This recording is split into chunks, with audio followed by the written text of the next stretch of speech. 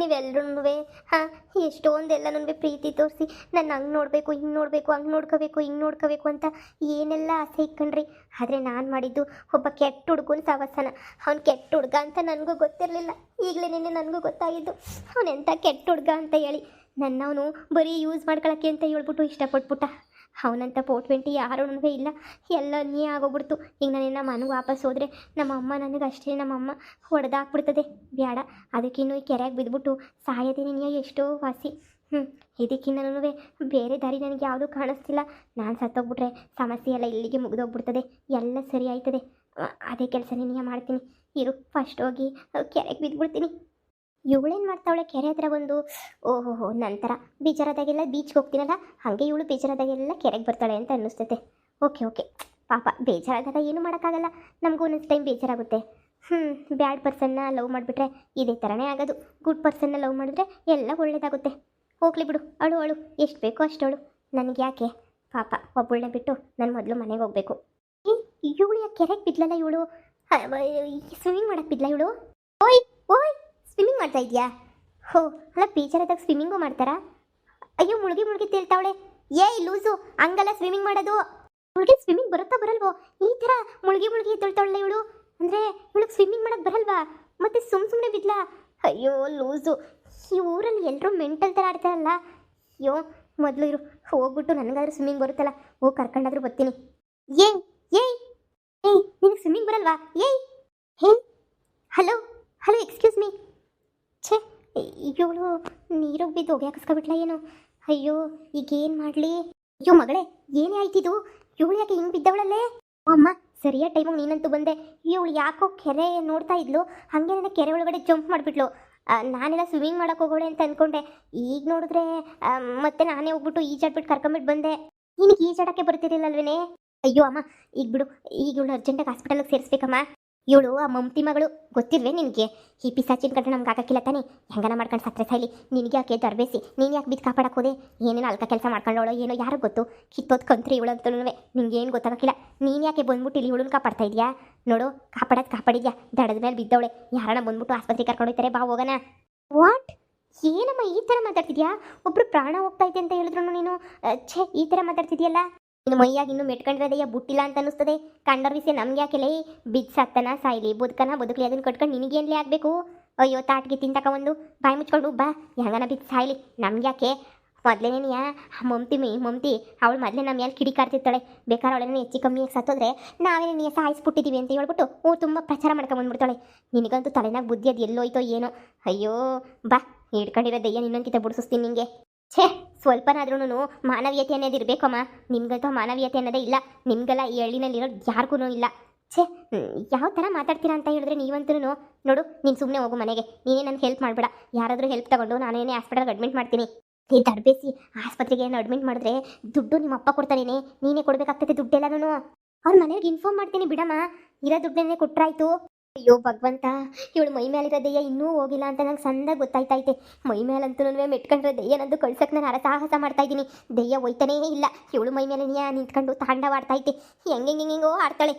ಕಾಪಾಡ್ತಾಳೆ.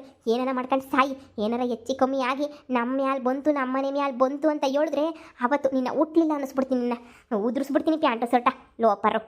ಛೇ, what the hell? ಇವ್ರು ಯಾಕೆ ಈ ಥರ ಆಡ್ತಾರೆ?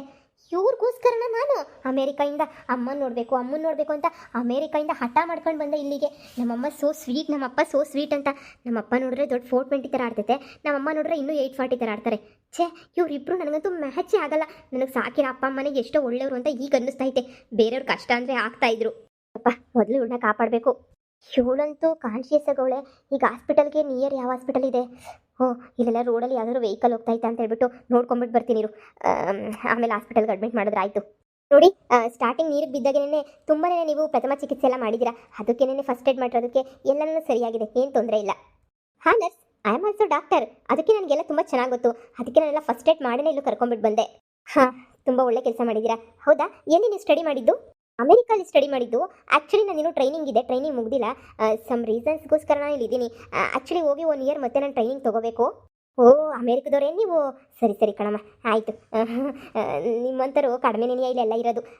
ಡಾಕ್ಟ್ರು ಅಂತಂದರೆ ಏನೋ ಸ್ಕೋಪ್ ಕೊಡ್ತಾರೆ. ನಿಮ್ಮಂಗೆ ಮಾತ್ರ ಯಾರೂ ಇರೋಕ್ಕಿಲ್ಲ ನೋಡಿ. ಅಯ್ಯೋ ಅದ್ರಲ್ಲೇನಿದೆ, ನಾವು ಡಾಕ್ಟರ್ ಆಗಿ ನಮ್ಮ ಕರ್ತವ್ಯ ಪ್ರಾಣ ಉಳ್ಸೋ ಕೆಲಸನೇ ಹೊರತು ಪ್ರಾಣ ತೆಗೆಯೋದಲ್ಲ ಅಲ್ವಾ. ಯಾರಾದರೂ ಕಷ್ಟದಲ್ಲಿದ್ದಾರೆ ಅಂತ ಹೇಳಿದ್ರೆ ನಾವು ಹೋಗ್ಬಿಟ್ಟು ನಾವು ಮಾಡಲೇಬೇಕಲ್ವಾ ಅವ್ರಿಗೆ ಹೆಲ್ಪು. ಸರಿ ಸರಿ ಆಯಿತು, ಇನ್ನೇನು ನಿಮ್ಗೆ ನಾನೇನು ಹೇಳೋ ಅವಶ್ಯಕತೆನೇ ಇಲ್ಲ ಅವ್ರಿಗೆ ಏನಾಗಿದೆ ಅಂತ. ಯಾ ನೋ ಪ್ರಾಬ್ಲಮ್, ನನಗೆಲ್ಲ ಗೊತ್ತಾಗಿದೆ ಬಿಡಿ. ಸರಿ ಸರಿ ಆಯಿತು. Okay okay thank you. Oh hi, I am sorry. ನೀನು ಕೆರೆಗೆ ಬೀಳಬೇಕಾದ್ರೆ ಆ್ಯಕ್ಚುಲಿ ನಾನು ನೀನು ಸ್ವಿಮ್ಮಿಂಗ್ ಮಾಡೋಕ್ಕೆ ಹೋಗ್ತಾ ಇದೆಯಾ ಅಂತ ಅಂದ್ಕೊಂಡೆ. ಬಟ್ ನಿನಗೆ ಸ್ವಿಮ್ಮಿಂಗ್ ಮಾಡೋಕ್ಕೆ ಬರ್ತಾ ಇರಲಿಲ್ಲ. ಅದು ನೋಡ್ಬಿಟ್ಟು ನಾನೇನೆ ಓ ಶಿಟ್ ಇವಳು ಸ್ವಿಮ್ಮಿಂಗ್ ಮಾಡೋಕ್ಕೆ ಬರಲ್ಲ, ಸುಮ್ಮನೆ ನೀರಿಗೆ ಆಡ್ಬಿಟ್ಟಿದ್ದಾಳೆ ಅಂತ ಹೇಳ್ಬಿಟ್ಟು ನಾನೇ ನೀನು ಕಾಪಾಡಿದೆ. Are you okay? ಹೇಗಿದೆ ಈಗ? ಇದೇನೇ ಇದು, ನೀನು ಇಷ್ಟೊಂದು ಬದಲಾಗೋಗ್ಬಿಟ್ಟಿದೆಯಲ್ಲ. ನೀನು ಇಷ್ಟೊಂದು ಒಳ್ಳೆ ಯಾವಾಗಾದೆ? ಹೋ ಅದೆಲ್ಲ ಬಿಡು, ನೀನು ಯಾಕೆ ಕೆರೆಗೆ ಬಿದ್ದೆ? ಐ ಮೀನ್ ನೀನು ಸೂಸೈಡ್ ಮಾಡ್ಕೊಳಕ್ಕೆ ಬಿದ್ದಿಲ್ಲ ತಾನೇ? ಸೂಸೈಡ್ ಮಾಡ್ಕೊಳಕ್ಕೆ ಅಂತಲೇ ಬಿದ್ದಿದ್ದು. ನಮ್ಮ ಅಪ್ಪ ಅಮ್ಮ ಮುಖ ತೋರಿಸ್ಬಾರ್ದು ಅಂತಲೇ ನಾನು ಕೆರೆಗೆ ಬಿದ್ದಿದ್ದು. ಆದರೆ ನೀನೇ ನನ್ನನ್ನು ಕರ್ಕೊಂಡೋಗಿ ಆಸ್ಪತ್ರೆಗೆ ಅಡ್ಮಿಟ್ ಮಾಡಿದ್ಯಾ. ಮತ್ತೆ ನಾನು ಹೆಂಗೋ ಸತ್ತೋಗ್ಬಿಡ್ತಾ ಇದ್ದೆ. ಮತ್ತೆ ಯಾಕೆ ನಾನು ಇಲ್ಲಿ ಅಡ್ಮಿಟ್ ಮಾಡಿದೆ? ನಾವು ಸೂಸೈಡ್ ಮಾಡ್ಕೊಳ್ಳೋದ? ಚಿಕ್ಕ ಚಿಕ್ಕ ವಿಚಾರಕ್ಕೆ ಯಾರು ಸೂಸೈಡ್ ಮಾಡ್ಕೊಳ್ತಾರಾ? ಇದೇನು ಚಿಕ್ಕ ವಿಚಾರನಾ? ಚಿಕ್ಕ ವಿಚಾರ ಅಲ್ಲ, ಇದು ದೊಡ್ಡ ವಿಚಾರನೇ. ಬಿಡು, ತಪ್ಪು ಮಾಡಿರೋರೆ ಭೂಮಿ ಮೇಲೆ ಖುಷಿಯಾಗಿರ್ಬೇಕಾದ್ರೆ ಏನು ತಪ್ಪು ಮಾಡದೇ ಇರೋ ನಾವು ಯಾಕೆ ಫೀಲ್ ಮಾಡ್ಕೋಬೇಕು? ನೀನು ಮೋಸ ಮಾಡೋನಿ ಹಂಗಂತ ಅವನ್ನ ನೀನು ಅವ್ನ ಪಾಡಿಗೆ ಬಿಟ್ಬಿಟ್ಟು ನೀನು ಸೂಸೈಡ್ ಮಾಡ್ಕೊಂಡು ಸತ್ತೋಗ್ಬಿಟ್ರೆ ಅವ್ನು ಇನ್ನೂ ಬೇರೆ ಹುಡುಗಿನ ಮದುವೆ ಮಾಡ್ಕೊಂಡು ಹ್ಯಾಪಿ ಆಗಿರ್ತಾನೆ.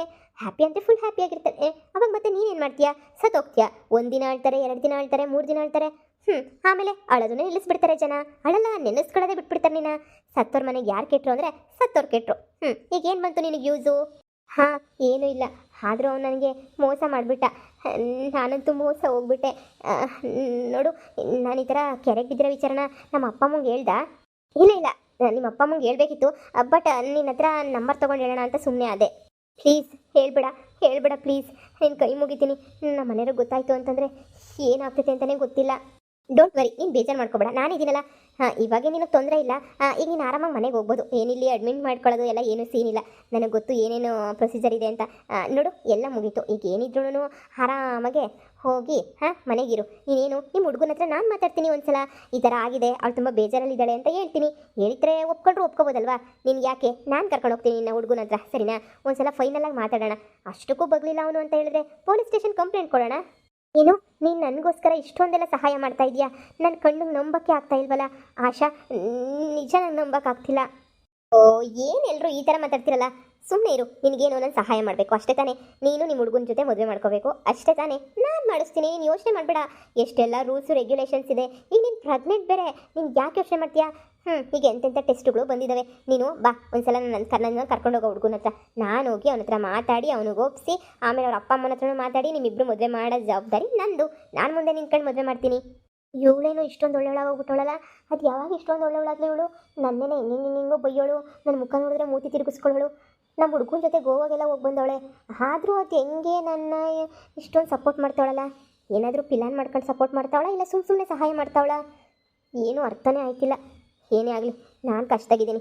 ಯಾರೋ ಒಬ್ಬರು ಸಹಾಯ ಮಾಡ್ತಾರೆ ಅಂತ ಹೇಳಿದ್ರೆ ಅದನ್ನು ಹ್ಞೂ ಅಂತ ಒಪ್ಕೊಳ್ಬೇಕಾಗಿರೋದು ನನ್ನ ಧರ್ಮ. ಸರಿ ಹಂಗೆ ನೀನು ಒಪ್ಕೊತೀನಿ. ಸರಿ ಆಯಿತು, ನಿನ್ನೆ ನಂಬ್ಕೊಂಡಿದ್ದೀನಿ. ನಿನ್ನನ್ನು ಸಹಾಯ ಮಾಡ್ತೀಯ ಅಂತ ಹೇಳ್ಬಿಟ್ಟು ನಂಬಿದ್ದೀನಿ. ನನ್ನ ಕೈ ಬಿಡ್ತಿದ್ದಾವೆ ನೀನು. ನನಗೊಂದು ಸಹಾಯ ಮಾಡಿಬಿಡು. ಆದರೆ ನಮ್ಮ ಅಪ್ಪ ಅಮ್ಮಂಗೆ ಮಾತ್ರ ನಾನು ಹಿಂಗೆ ಬಿದ್ದಿರೋದು ಅದು ಏನೂ ಗೊತ್ತಾಗಬಾರ್ದು. ಹಂಗೆ ನೀನು ನನ್ನ ಮಾನ ಮರ್ಬೋದಿನೂ ಹೋಗಬಾರ್ದು. ಅಷ್ಟು ನೋಡ್ಕೊಬಿಡು ಸಾಕು. ಸರಿ ಆಯಿತು. ಹಾಸ್ಪಿಟಲ್ಗೆ ಫೀಸ್ ಕಟ್ಟೋಕ್ಕಂತ ಕಾಸಿಲ್ಲ. ನಾನು ಆಲ್ರೆಡಿ ಕಟ್ಟಿದ್ದೀನಿ, ಏನು ಯೋಚನೆ ಮಾಡಬೇಡ. ಏನು ದುಡ್ಡು ನೀನೇ ಕಟ್ಬಿಟ್ಟ? ಕಾಸು ನಿಮ್ಮಮ್ಮ ಕೊಡ್ತಾ? ನಿಮ್ಮಮ್ಮ ನಮ್ಮಮ್ಮ ಎಲ್ಲರೂ ಒಂದೇ ಥರನೇ ಅಲ್ವಾ? ಯಾರಿಗೂ ಸಹಾಯ ಮಾಡಲ್ಲ. ಸರಿ ಈಗೇನು ತೊಂದರೆ ಇಲ್ಲ. ಗ್ಲೂಕೋಸ್ ತಂದು ಮುಗಿದ್ಬಿಡ್ಲಿ. ಮುಗ್ದಿದ ತಕ್ಷಣ ಸ್ವಲ್ಪ ಸುಸ್ತಾಗ್ತಾ ಇರ್ತದಲ್ಲ, ಒಂದು ಫ್ರೂಟ್ ಜ್ಯೂಸ್ ಕುಡಿದ್ಬಿಟ್ಟು ಆಮೇಲೆ ನೆಟ್ಟಿಗೆ ಮನೆಗೆ ಹೋಗು. ಇಲ್ಲ ಅಂದರೆ ಹುಡುಗನ ಹತ್ರ ಕರ್ಕೊಂಡೋಗು, ನಾನು ಮಾತಾಡ್ತೀನಿ. ಸರಿ ಆಯಿತು.